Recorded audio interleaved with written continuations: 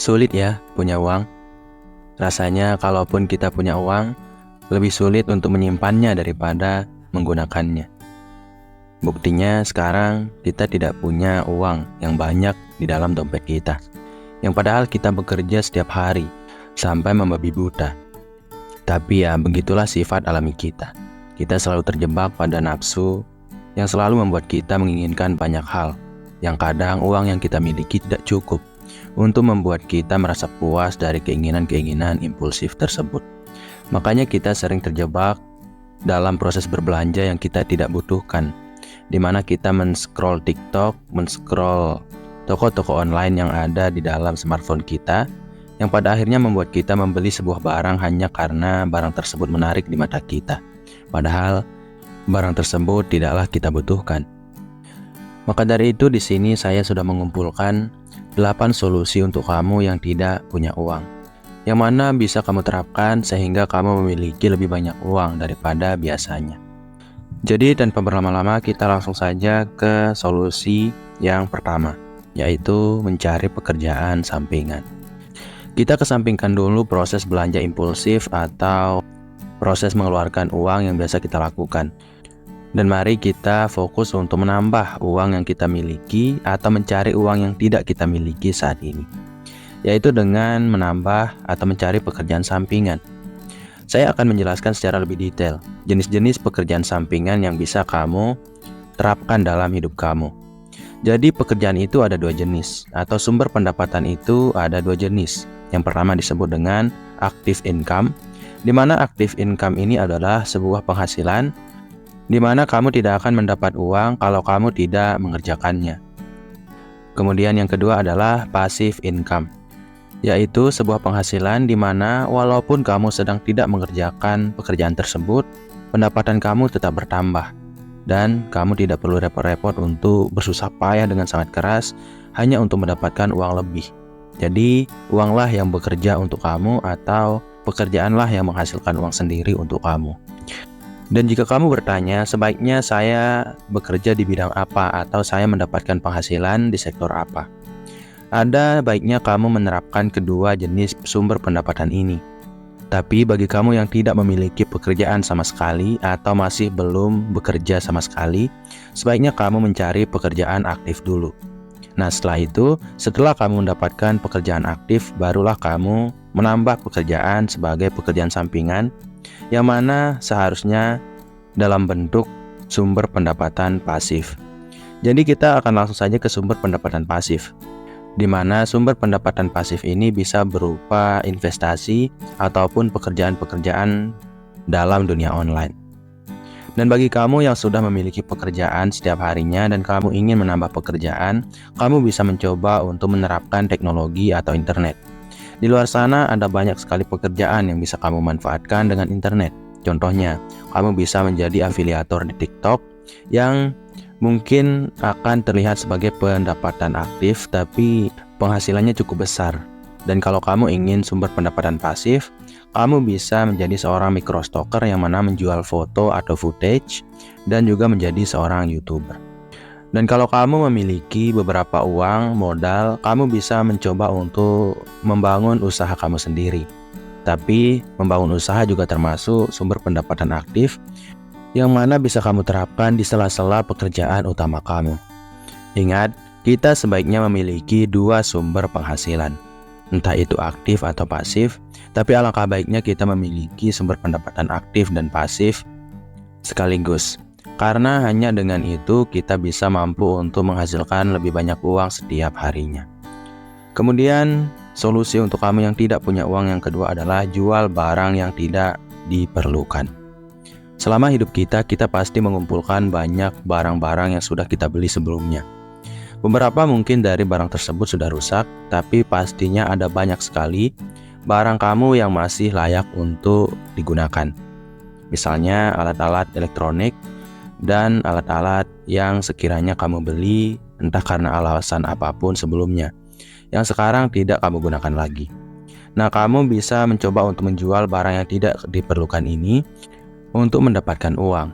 Tapi saran saya, kalau kamu sudah mendapatkan uang dari barang yang sudah kamu jual ini, Jangan kamu gunakan uangnya untuk kebutuhan konsumsi, tapi manfaatkanlah uang ini untuk kebutuhan-kebutuhan yang bersifat produktif. Misalnya, kamu bisa mencoba untuk memulai sebuah bisnis kecil dengan bermodalkan hasil dari jualan ini.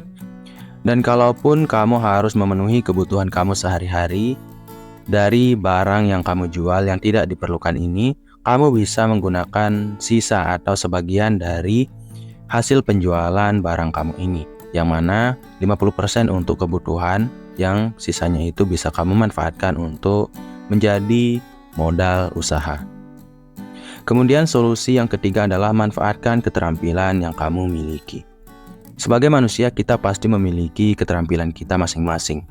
Ada yang bisa menggambar, ada yang bisa membuat kerajinan tangan, ada yang bisa mengajar, bahkan ada yang bisa menulis. Jadi mari kita manfaatkan keterampilan yang kita miliki ini untuk mendapatkan penghasilan. Karena rasanya hanya menyimpan keterampilan yang ada dalam diri kita tidak akan membuat kita mendapatkan apa-apa.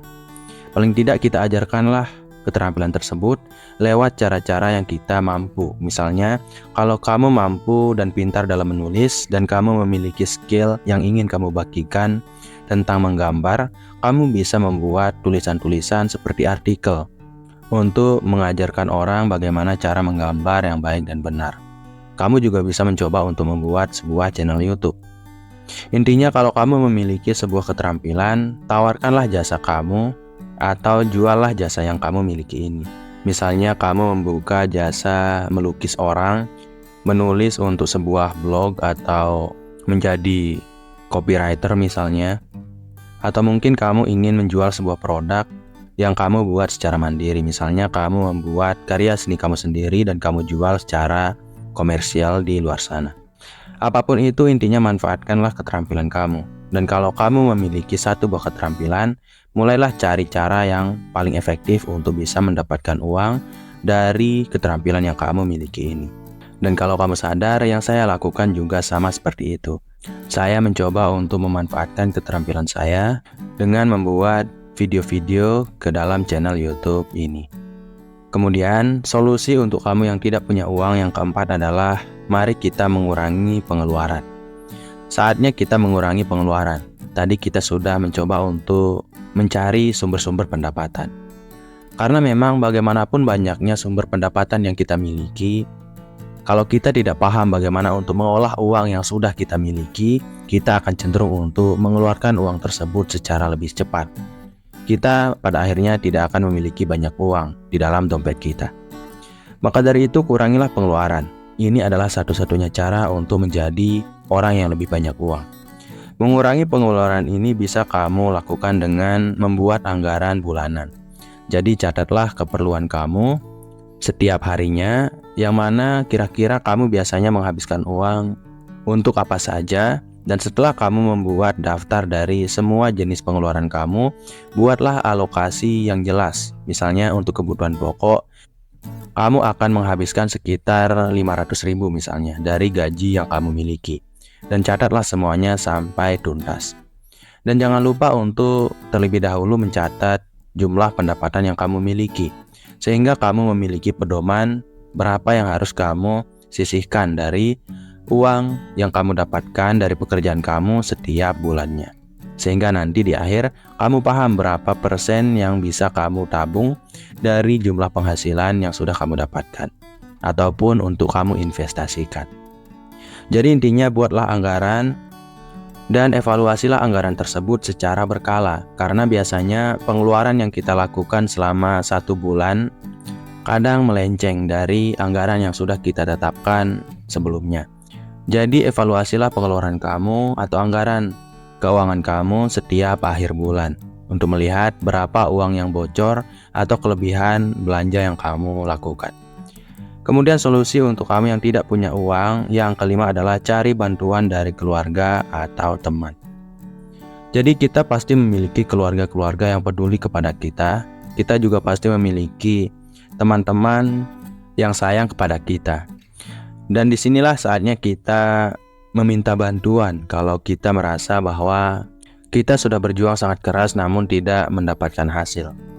Minta tolonglah kepada keluarga kamu, mungkin ada di antara mereka yang bisa memberikan kamu solusi terkait pekerjaan dan juga nasihat-nasihat keuangan saat kamu merasa bahwa kamu terlalu boros. Begitupun kepada teman kamu, jangan malu untuk bertanya apakah ada lowongan yang bisa kamu masuki sehingga kamu bisa mendapatkan penghasilan tetap setiap bulannya.